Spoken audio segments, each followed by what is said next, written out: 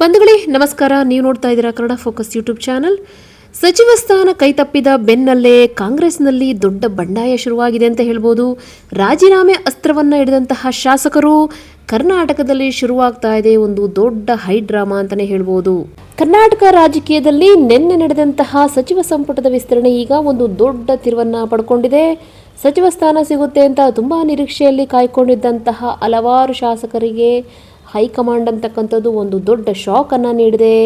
ಇದರ ಬೆನ್ನಲ್ಲೇ ಕಾಂಗ್ರೆಸ್ನಲ್ಲಿ ತುಂಬ ಜನರ ಅಸಮಾಧಾನ ವ್ಯಕ್ತ ಆಗ್ತಾ ಇದೆ. ಇದರ ನಡುವೆ ಇಬ್ಬರು ಕಾಂಗ್ರೆಸ್ ಶಾಸಕರು ತಮ್ಮ ರಾಜೀನಾಮೆ ವಿಚಾರವನ್ನು ಮುಂದಿಟ್ಟಿದ್ದಾರೆ.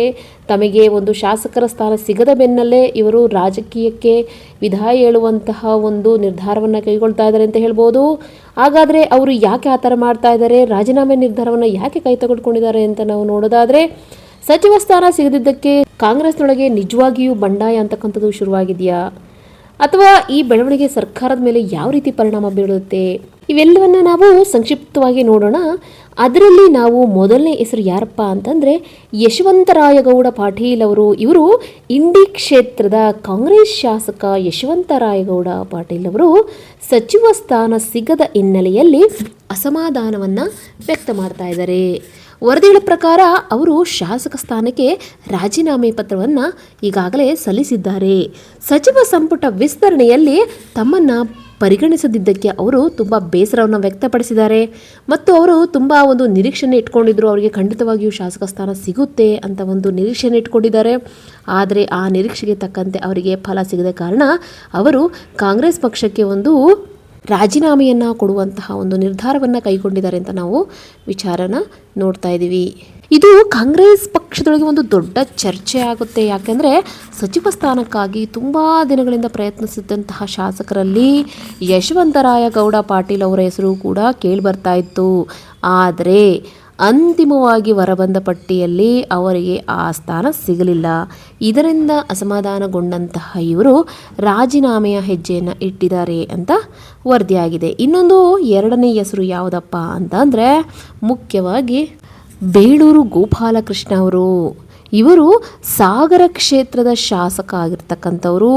3 ಬಾರಿ ಶಾಸಕರಾಗಿ ಆಯ್ಕೆಯಾಗಿರ್ತಕ್ಕಂತಹ ಬೇಳೂರು ಗೋಪಾಲಕೃಷ್ಣ ಅವರಿಗೂ ಕೂಡ ಸಚಿವ ಸ್ಥಾನ ಸಿಗುತ್ತೆ ಅನ್ನುವ ಒಂದು ಭಾರೀ ಒಂದು ಎಕ್ಸ್ಪೆಕ್ಟೇಷನ್ನು, ಒಂದು ನಿರೀಕ್ಷೆಯನ್ನು ಇಟ್ಕೊಂಡಿರ್ತಕ್ಕಂತಹ ಇವರಿಗೆ ಈ ಒಂದು ಪಟ್ಟಿಯಲ್ಲಿ ಅವರಿಗೆ ಯಾವುದೇ ರೀತಿ ಅವಕಾಶ ಸಿಗಲಿಲ್ಲ. ಇದರಿಂದ ಅವರು ತುಂಬ ಅಸಮಾಧಾನವನ್ನು ವ್ಯಕ್ತಪಡಿಸಿಬಿಟ್ಟು, ನಾನು ಕೂಡ ಶಾಸಕ ಸ್ಥಾನಕ್ಕೆ ನಾನು ರಾಜೀನಾಮೆ ನೀಡ್ತಾ ಇದ್ದೀನಿ, ನನಗೆ ಇಲ್ಲಿ ಯಾವುದೇ ರೀತಿಯಾದಂತಹ ನ್ಯಾಯ ಸಿಗ್ತಾ ಇಲ್ಲ ಅಂತ ಅವರು ರಾಜೀನಾಮೆಯನ್ನು ಘೋಷಣೆ ಮಾಡಿದ್ದಾರೆ. ಈ ವರದಿಗಳ ಪ್ರಕಾರ ಮಂಗಳವಾರ ಬೆಳಗ್ಗೆ ರಾಜೀನಾಮೆ ನೀಡುವುದಾಗಿ ಅವರು ಹೇಳಿದ್ದಾರೆ. ಸಚಿವ ಸ್ಥಾನ ಹಂಚಿಕೊಳ್ಳುವಲ್ಲಿ ತಮ್ಮನ್ನು ಕಡೆಗಣಿಸಿದ್ದಾರೆ ಅನ್ನೋ ಒಂದು ಬೇಸರ ಅವರಿಗೆ ವ್ಯಕ್ತವಾಗುತ್ತೆ. ಇವಾಗ ಯಾರಿಗೇ ಆದರೂ ಕೂಡ ಅಷ್ಟೇ ಒಂದು ಏನೋ ನಿರೀಕ್ಷೆ ಇಟ್ಕೊಂಡಿರ್ತಾರೆ. ಯಾಕೆಂದರೆ ಸತತವಾಗಿ ಅವರು 3 ಸಾರಿ ಕೂಡ ಶಾಸಕರಾಗಿ ಅವರು ಗೆದ್ದಿದ್ದಾರೆ. 3 ಸಾರಿ ಗೆದ್ದರೂ ಕೂಡ ಅವರಿಗೆ ಯಾವುದೇ ರೀತಿಯಾದಂತಹ ಸಚಿವ ಸ್ಥಾನ ಸಿಗದೇ ಇದ್ದಾಗ ಇವಾಗ ಯಾರಿಗೇ ಆದರೂ ಕೂಡ ಅಷ್ಟೇ ನೋವಾಗುತ್ತೆ. ಸೊ ಅದಕ್ಕೋಸ್ಕರ ಅವರು ಆ ರೀತಿಯ ಒಂದು ನಿರ್ಧಾರವನ್ನು ತೆಗೆದುಕೊಂಡಿದ್ದಾರೆ. ಇನ್ನು ಸಚಿವ ಸಂಪುಟ ವಿಸ್ತರಣೆಯಲ್ಲಿ ಏನಾಗಿತ್ತು ಅಂದರೆ, ಆಗಸ್ಟ್ 3ನೇ ತಾರೀಕು ಕರ್ನಾಟಕದಲ್ಲಿ ಬಹು ನಿರೀಕ್ಷೆ ಮಾಡಿರ್ತಕ್ಕಂಥ ಸಚಿವ ಸಂಪುಟದ ವಿಸ್ತರಣೆ ನಡೆಯಿತು. ಅದರಲ್ಲಿ ಒಟ್ಟು 19 ಶಾಸಕರು ಸಚಿವರಾಗಿ ಪ್ರಮಾಣ ಸ್ವೀಕರಿಸಿದರು ಎಂಬ ವರದಿಗಳು ಸಿಗ್ತಾ ಇದೆ. ಈ ವರದಿಯಲ್ಲಿ ಹೊಸ ಮುಖಗಳಿಗೆ ಅವಕಾಶವನ್ನು ಕೊಟ್ಟಿದ್ದಾರೆ. ಅದರಲ್ಲೂ ಕೂಡ ಸಾಮಾಜಿಕವಾಗಿ ರಾಜಕೀಯ ಸಮೀಕರಣವನ್ನು ಮತ್ತು ಪ್ರದೇಶಗಳ ಆಧಾರವನ್ನು ಗಮನದಲ್ಲಿಟ್ಕೊಂಡು ಸಚಿವರ ಆಯ್ಕೆಯನ್ನು ಮಾಡಲಾಗಿದೆ ಅನ್ನೋ ಒಂದು ವರದಿ ನಮಗೆ ಬರ್ತಾ ಇದೆ. ಇದರಿಂದ ಒಂದು ಕಡೆ ಹೊಸ ಸಚಿವರಲ್ಲಿ ಸಂಭ್ರಮ ಕಂಡು ಬಂದರೆ, ಮತ್ತೊಂದು ಕಡೆ ಸಚಿವ ಸ್ಥಾನ ಸಿಗದ ಹಿರಿಯ ಮತ್ತು ಆಕಾಂಕ್ಷಿ ಶಾಸಕರಲ್ಲಿ ಒಂದು ದೊಡ್ಡ ಅಸಮಾಧಾನ ಉಂಟಾಗಿದೆ. ಹಿರಿಯ ಶಾಸಕರಿಗೆ ಯಾಕೆ ಈ ಸ್ಥಾನ ಸಿಗಲಿಲ್ಲ ಅಂತಂದರೆ, ಸಚಿವ ಸಂಪುಟದ ವಿಸ್ತರಣೆ ನಂತರ ಹಲವು ಪ್ರಮುಖ ನಾಯಕರ ಹೆಸರುಗಳು ಚರ್ಚೆಗೆ ಬಂದಿವೆ. ಅದರಲ್ಲಿ ಮುಖ್ಯವಾಗಿ ಎಸ್ ಮಲ್ಲಿಕಾರ್ಜುನ ಅವರಾಗಿರ್ಬೋದು, ಲಕ್ಷ್ಮೀ ಹೆಬ್ಬಾಳ್ಕರ್ ಆಗಿರ್ಬೋದು. ಇವರು ಈ ಬಾರಿ ಸಚಿವ ಸ್ಥಾನ ಸಿಗಲಿಲ್ಲ ಅಂತ ವರದಿಯಾಗಿದೆ.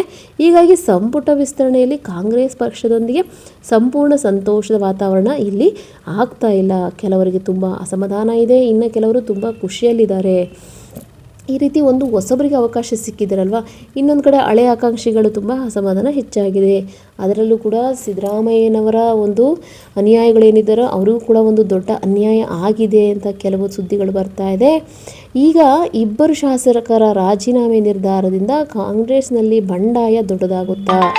ಖಂಡಿತವಾಗಿಯೂ ಆಗುತ್ತೆ. ಯಾಕಂದರೆ ಇವಾಗ ಹೈಕಮಾಂಡ್ ಏನು ಹೇಳಿದೆ ಅಂತಂದರೆ, ಯಾರಾದರೂ ಸಚಿವ ಸ್ಥಾನಕ್ಕೆ ಏನಾರು ರಾಜೀನಾಮೆ ಕೊಡ್ತಾರೆ ಅಂದರೆ ಖಂಡಿತ ಅವ್ರ ರಾಜೀನಾಮೆನ ಇಸ್ಕೊಳ್ಳಿ ಅಂತ ಹೈಕಮಾಂಡು ಹೇಳಿದೆ ಅಂತೆ ಡಿ ಕೆ ಶಿವಕುಮಾರ್ ಅವ್ರಿಗೆ. ಸೊ ಡಿ ಕೆ ಶಿವಕುಮಾರ್ ಏನು ಹೇಳ್ತಾರೆ, ರಾಜೀನಾಮೆ ಕೊಡೋರಾದರೆ ಕೊಡಲಿ, ಸೊ ನನಗೇನು ತೊಂದರೆ ಇಲ್ಲ ಅನ್ನೋ ಒಂದು ಮಾತನ್ನು ಕೂಡ ಡಿ ಕೆ ಶಿವಕುಮಾರ್ ಅವರು ಹೇಳ್ತಾ ಇದ್ದಾರೆ. ಆದರೆ ಇಲ್ಲಿ ಎರಡೇ ಶಾಸಕರು ಮಾತ್ರ ರಾಜೀನಾಮೆ ಕೊಡುತ್ತಿದ್ವಿ ಅಂತ ಹೇಳ್ತಾರೆ. ಆದರೆ ಎಲ್ಲರೂ ಕೂಡ ಅಸಮಾಧಾನಗೊಂಡಂತಹ ಶಾಸಕರು ಯಾರು ಅಷ್ಟೊಂದು ರಾಜೀನಾಮೆ ನೀಡ್ತೀವಿ ಅಂತ ಯಾರು ಮುಂದೆ ಬರ್ತಾ ಇಲ್ಲ, ಇಬ್ಬರನ್ನ ಬಿಟ್ಟರೆ.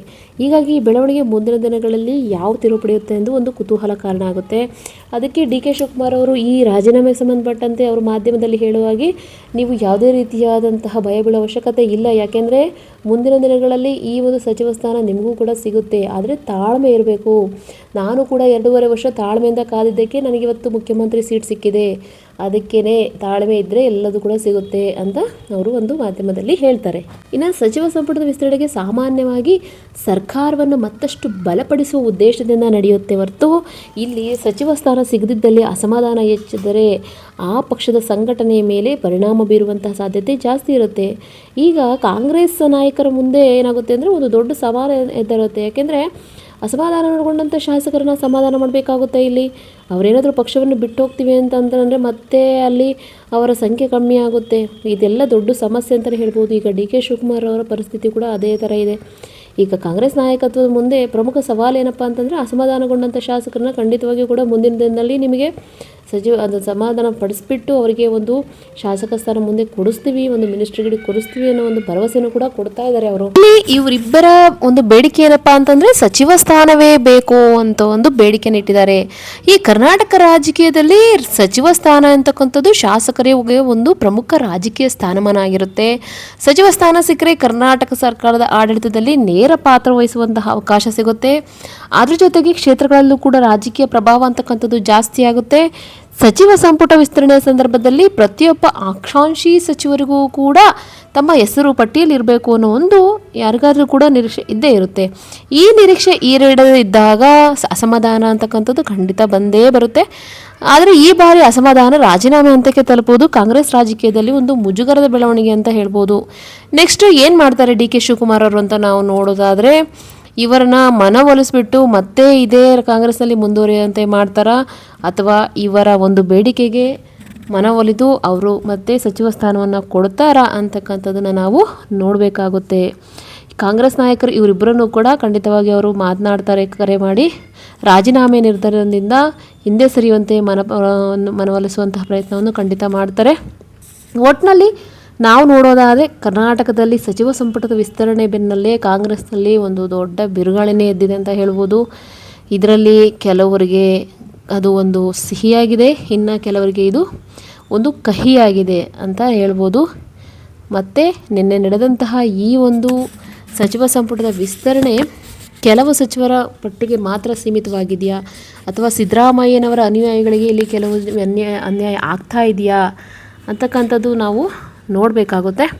ಕಾಂಗ್ರೆಸ್ ಶಾಸಕರು ಅಸಮಾಧಾನಗೊಂಡಂತಹ ಇವ್ರನ್ನ ನೆಕ್ಸ್ಟ್ ಅವ್ರು ಏನು ಮಾಡ್ತಾರೆ ಅಂತಕ್ಕಂಥದ್ದನ್ನು ನಾವು ನೋಡ್ಬೋದು. ಸೊ ಈ ವಿಡಿಯೋದ ಬಗ್ಗೆ ನಿಮ್ಮ ಅಭಿಪ್ರಾಯ ಏನು ಅಂತಕ್ಕಂಥದ್ದನ್ನು ನನಗೆ ಕಮೆಂಟ್ ಮಾಡಿ ಅಂತ ಹೇಳ್ತಾ ನಾನು ಈ ವಿಡಿಯೋನ ಇಲ್ಲಿಗೆ ಎಂಡ್ ಮಾಡ್ತೀನಿ. ಮತ್ತೆ ಹೊಸ ವಿಚಾರದೊಂದಿಗೆ ಮತ್ತೆ ಸಿಗ್ತೀನಿ. ಅಲ್ಲಿವರೆಗೂ ಥ್ಯಾಂಕ್ ಯು ಫಾರ್ ವಾಚಿಂಗ್.